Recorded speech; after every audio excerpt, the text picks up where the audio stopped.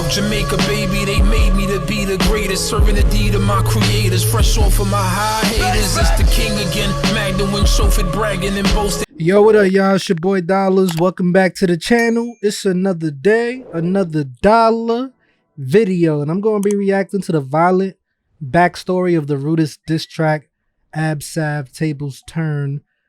Yeah, man. Y'all been going crazy with that track. You know, I did the Tables Turn 2.0, 3.0. I know there's a part 1, so I might have to tap in and check that one out. Maybe I'll do it this week. I'll check that one out. But this was one video I've been wanting to react to because I want to know the history of that situation. And, you know, I know it involves like Digga D's crew, Abzsav. I'm not familiar with like what group he's in.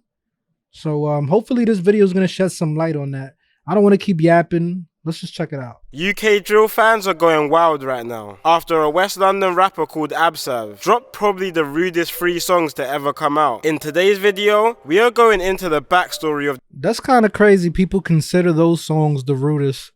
Because there's some real rude UK drill tracks I done heard that are savage. So, I don't know. It's just... I don't know if I feel like these are the most rudest. But y'all can let me know in the comments. What songs do y'all think are the most rudest diss tracks ever in the UK drill scene? These 3 diss tracks, which will clear up a lot about why they are so violent. Let's get into it.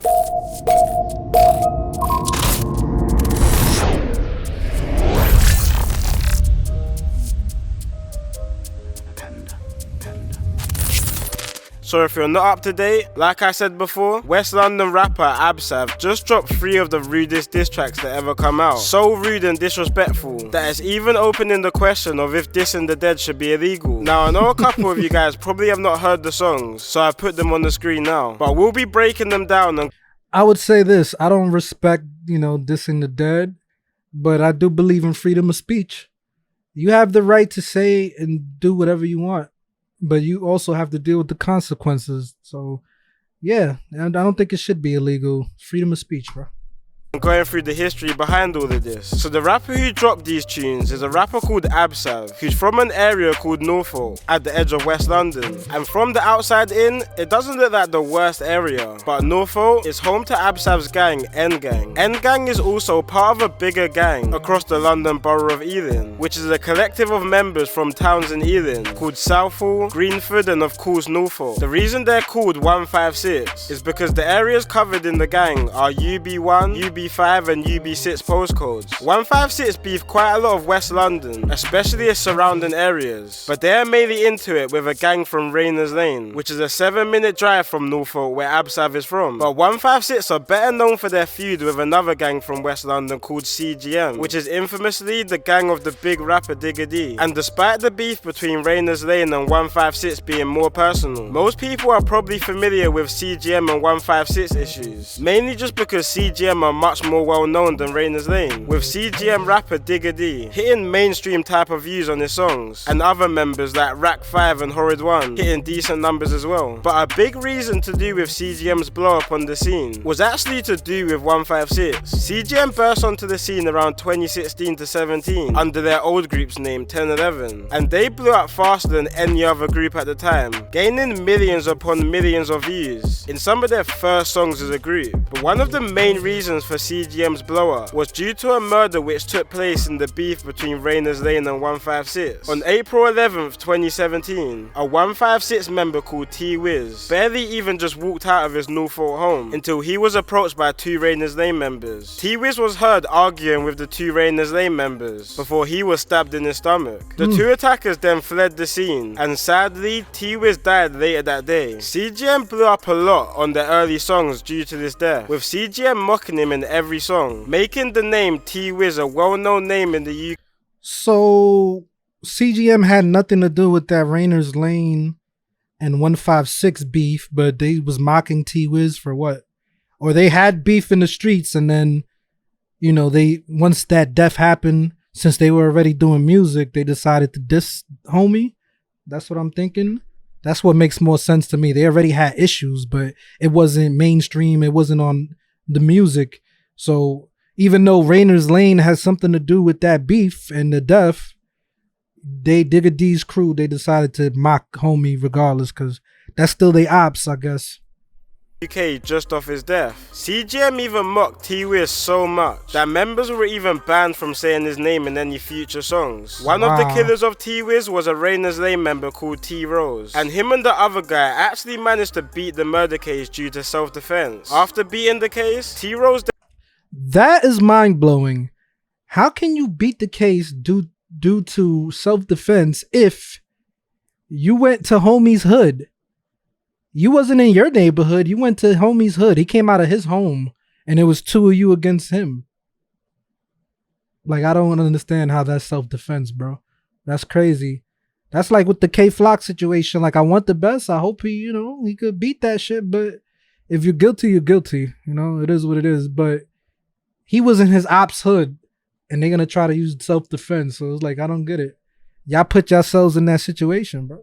Then went on to make a drill song about the murder, while also recreating the scene of the murder in the music video. And even while years went by after T-Wiz's murder, 156 members were still out to get him. T-Rose moved around 3 hours from London to a small town called Telford. They still got him? 156 caught wind of this and rid out 3 hours to Telford, caught T-Rose and shot him to death 3 years after the murder of T-Wiz. 2 hours before How the hell did they know?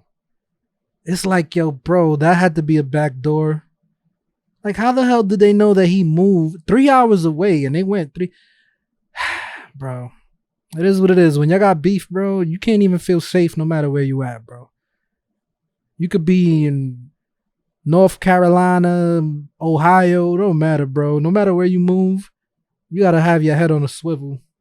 T-Rose's death on the 13th of October. Back in London, another batch of 156 members were also driving around. And me personally, I'm paranoid, so it don't matter. Any little thing, you know what I'm saying? Like, any little thing I'm on point for, bro. Like, I've always... That's how you survive, bro. You know what I'm saying? Like, you gotta be on point, bro. Some of y'all be having no cares in the world, bro. Like, I be seeing some world star hip-hop videos, dudes get caught lacking, and it's like, yo, bro, if you knew you had beef like that, why are you, like, moving so sloppy? Hayes with a shotgun and revolver, looking for members of another rival gang to 156 called Purple Haze. When they... Hold on, let me run that back, because he said some shit I didn't even catch. My fault. Was to Telford, caught T-Rose and shot him to death 3 years after the murder of T-Wiz. 2 hours before T-Rose's death on the 13th of October. Back in London, October another batch of 156 members were also driving around Hayes with a shotgun and revolver, looking for members of another rival gang to 156 called Purple Haze. When they spotted someone who allegedly had links to the gang called Shaq, the members in the car then proceeded to shoot Shaq multiple times with the revolver, sadly killing him on the scene. The car was then dumped, doused with petrol, and burnt a few miles away from the shooting. 5 people have been charged with this murder so far, including a 13-year-old boy, but are yet to go to trial. Abzsav mentions both T-Wiz and Shaq's murder in his Table Turns 1 song, saying 24 hours 2 got dropped. And even at the start of his second diss track, he mocks T-Rose by pretending he's a skeleton. The reason for this was because a couple years back, CGM member Horrid One mocked T-Wiz by pretending he's a skeleton of him. See, a year before the double murder of Shaq and T-Rose, the tables were very much turned in this feud. Now, if you listen to CGM rapper Digga D's tunes, you'll probably hear or see him mentioning a guy called Jojo, or you might have seen him with a diamond ring with the words Free Jojo engraved in it. Well, Jojo was a Rainers Lane member who was getting into it heavy with 156, so much that the feds had to relocate him more than an hour away from Rainers Lane to East London and Ilford to keep him out of trouble after he caught a couple cases. But wait a minute. The fucking feds relocate gang members now? Like, what's going on? Oh, well, he's getting in too much trouble here because he's a gang member. He's beefing with other gangs. So let's move him out the hood, which, okay, I could understand moving him out the hood, but why would the feds get involved? Did he have a case? Was he cooperating? Like, that's the only time you get relocated, bro. So if you're cooperating, you're a snitch or a witness. So they did it out the goodness of their heart? Like, I don't get that. They relocating dudes? That's crazy. 156. So much that the feds had to relocate him more than an hour away from Rayners Lane to East London and Ilford to keep him out of trouble after he caught a couple cases. But unfortunately, this didn't stop him from getting into it with 156 members, which was clear on November the 18th, 2017. On this day, Jojo left his Ilford home carrying a black motorcycle helmet at 4:45 PM and got a train from Ilford to Norfolk, territory of the 156 gang. He then met up with 3 friends, and around 10 PM, with 2 mopeds and shanks, they started to circle around Norfolk looking for 156 members. Unfortunately, on some bad timing, some affiliates of 156 just happened to grab some drinks from a shop and were heading back to their friend's house to enjoy their Saturday night. When they got to a road called Newnham Close in Norfolk, which was the same road their friend T-Wiz happened to be stabbed to death a few months back, Jojo and his friends spotted the group and jumped off their mopeds to try to catch up to them. The 156 group split up and started running for their lives. But once Jojo and his friends got back on their mopeds looking for the group, they managed to spot an 18-year-old called Jason Isaacs in a dead end separated from his group, which resulted with Jason being stabbed 8 times from a sword and machete. Jason managed to get— Oh my god. Swords and machetes, bro. Y'all like still in the dark ages, bro. They in the dark ages with it, bro. Dark age drill. That's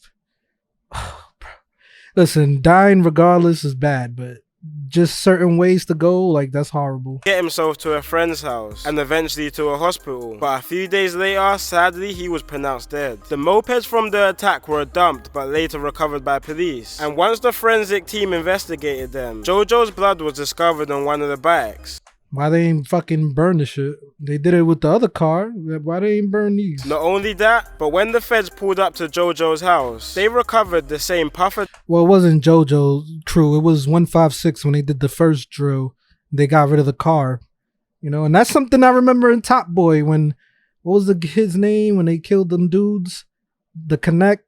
Then they burnt the car and they closed. Like, gotta get rid of the evidence, man. jacket, hoodie, and helmet which was shown on the CCTV from the attack. Jojo was a bikes. Not only that, but when the feds pulled up to Jojo's house, they recovered the same puffer jacket, hoodie, and helmet which was shown on the CCTV. You wanted to go to jail. Jojo was eventually charged with the murder, but the only issue was that there was 3 more people to catch. The evidence was crazy on Jojo, but the feds didn't want him just to go down for the murder. But Jojo refused to testify against his friends, and ultimately was sentenced to life with a minimum of 20 years. Just like T-Wiz, Jay was heavily mocked in songs, mainly from Rayners Lane members, with no type of remorse for the 2 young lives which were lost. And you could tell mentally this really took a toll on Abzsav, who had just lost 2 of his friends. In the recent interview he just done with Fumes the Engineer, he talks about how people were dissing his friends for years. And back then, for a lot of people, it was all fun and games, without anyone realizing that certain guys actually lost a friend in real life. He goes on to say that the reason he called these diss tracks Tables Turn, because he was just replying to all the disses his gang has been getting for years. And when we actually look at the lyrics of his Tables Turn songs, you can see that a lot of disses actually go lyric to lyric with the same disses opposition gangs have said previously, but obviously just changed up to fit the agenda of his gang. It's basically a response. Some people still think Abzsav went too overboard, talking about a lot of sensitive situations, like a CGM member called AP's mum dying. Listen, bro, like, this the shit that be getting on my nerves, man.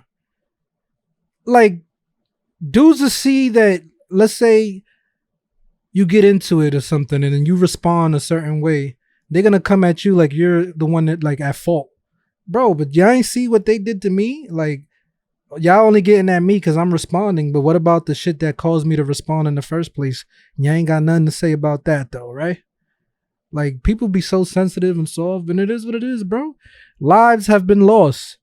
You can't have these guys feeling like... And plus, look, I don't agree with the diss and the death shit. I already made that clear plenty of times, but at the end of the day, listen, if I was in that lifestyle and I lost friends and dudes was dissing my friends, I would be reciprocating that energy, too. Because you get it to a point where you're like, bro, like, fuck these dudes. Like, they talking about my homies, I'm gonna diss them back.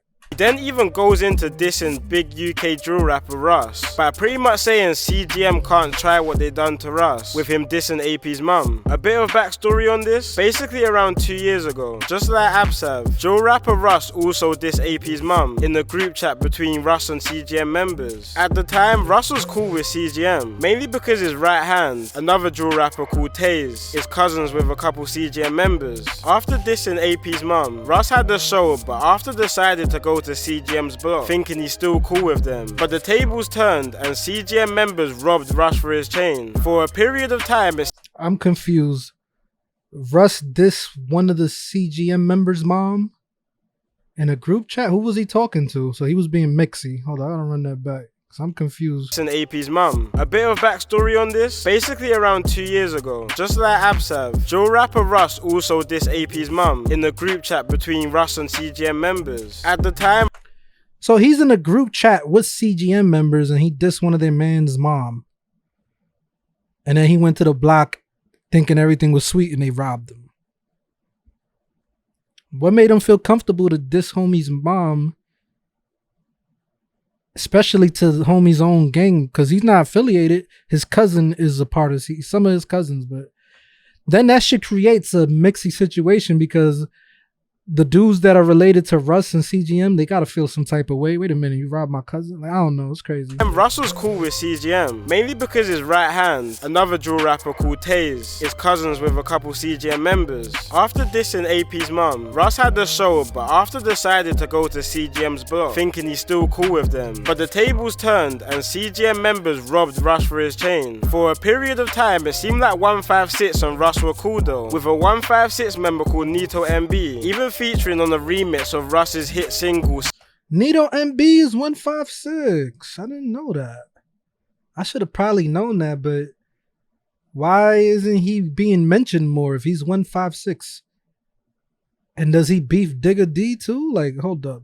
Like, I'm confused. That's what I'm saying. I gotta do some more like research on this whole scene, bro, because it'd be confusing to me. Russ for his chain. For a period of time, it seemed like 156 and Russ were cool though, with a 156 member called Nito MB, even featuring on a remix of Russ's hit single 630. But once the song came out, Nito started demanding all over his socials that he wants the song to be taken down, which it eventually was. But despite these CGM and Russ disses, it's clear that Rainer's Lane was the biggest focal point on these songs, with countless disses towards them, mentioning situations like a double shooting on Rainer's Lane members in 2018, or when 5156 members ran into a kebab shop and shot at a couple Rainer's Lane members in 2020. But one of the most painful disses was on a situation that took place quite recently, on the 11th of June 2021. A 15-year-old Rainer's Lane member who went by the name J Taps was on his way to school around 8:30 in the morning when he unfortunately bumped into a 156 member. In video footage, which is way too graphic to post on here, you can see the two get into a tussle, which ended with J Taps being stabbed multiple times and soaked in the blood of Paul in his own school clothes. This was literally broad daylight in front of herds of kids making their way towards school. After the stabbing, the kid ran away from the scene, with even builders who are working on the site nearby trying to catch up to the kid until the police came. A 156 member called Slims is currently awaiting trial for this murder, who was also only 15 and was making his way to school, which is crazy to think that this feud is running so deep that school kids from each side are turning on each other.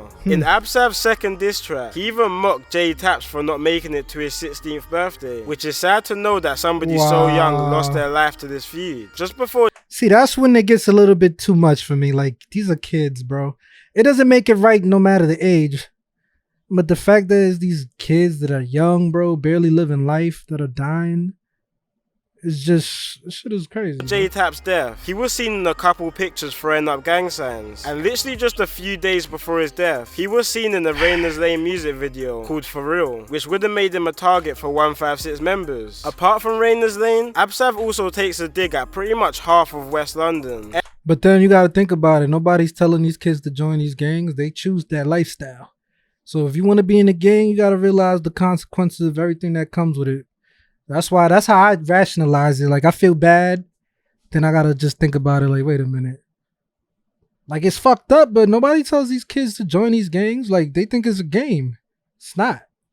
Really not. Areas like West Drayton, South Acton and Wildstone, who are all lesser known areas to have conflicts with 156, which really makes you deep how much beef 156 actually have. But I want to know what everybody thinks of these tracks. Do people think Abzsav went too far on these? Or do people think it's justified due to the previous mocking of his friends? And most importantly, do people think these tracks are even worth it? It's definitely got the whole community talking and hearing about Abzsav, which could work to his favour in his future career. But with the police taking down his songs, his YouTube channel and even his TikTok, he's probably gonna have trouble in the future making any songs without them being taken down, with the police pretty much having control of what is allowed to be put out there. These tracks also might get him blackballed from the industry, with a lot of labels and shows not really wanting to get involved with controversial artists, which can mess up their brand, which may even prevent. That's bullshit, because a lot of the artists that are on those labels, they started out the same way. You feel me? Like Digga D started out that way, doing disses and drill tracks. So look where he's at now in his career. Maybe he cleaned it up a little bit, but he still disses in his music and he's talking hot in his music. So listen, if the songs is fire, if you hot in the streets, them labels are still gonna sign you, bro. They don't give a fuck, bro. They profit off of your death anyway. They profit off of deaf music. So what makes you think they're not going to want to profit off of homie? Other artists from wanting to work with him also. I do think Abzsav is a very talented artist, and if he plays his cards right, he could capitalize on the boost of clout he's now got. But if he doesn't, he's in danger of letting these tracks overshadow his career. It's been your boy Kid. He's in danger regardless. He's already a target, bro. What are you talking about? Whether he blows up or not, honestly, if he doesn't blow up, he's in more danger, because he's not going to have the funds or the money to move out the hood and move tact and to get low. If you at war and you got beef, it costs money to win the war, bro. Real talk. Kid Nerd, and peace out. I've partnered up with Atlas V. Alright, man, that was an interesting video, man. Shout out to the Kid Nerd, bro. I enjoy his documentaries. A lot of the UK videos he make, I enjoy them, because he definitely breaks it down in a way that's understandable and is entertaining. So, you know, I know a little bit more now. It's gonna be fresh in my mind when I do some more reactions, and I'll keep it in mind. But yeah, man, it's just sad to see these young kids getting killed. But then again, nobody's telling them to join these gangs, man. It is what it is. But it just sucks, because it's like, yo, bro, you're killing your own people, man. It's not like the enemy sets it up where these guys are going at each other over what?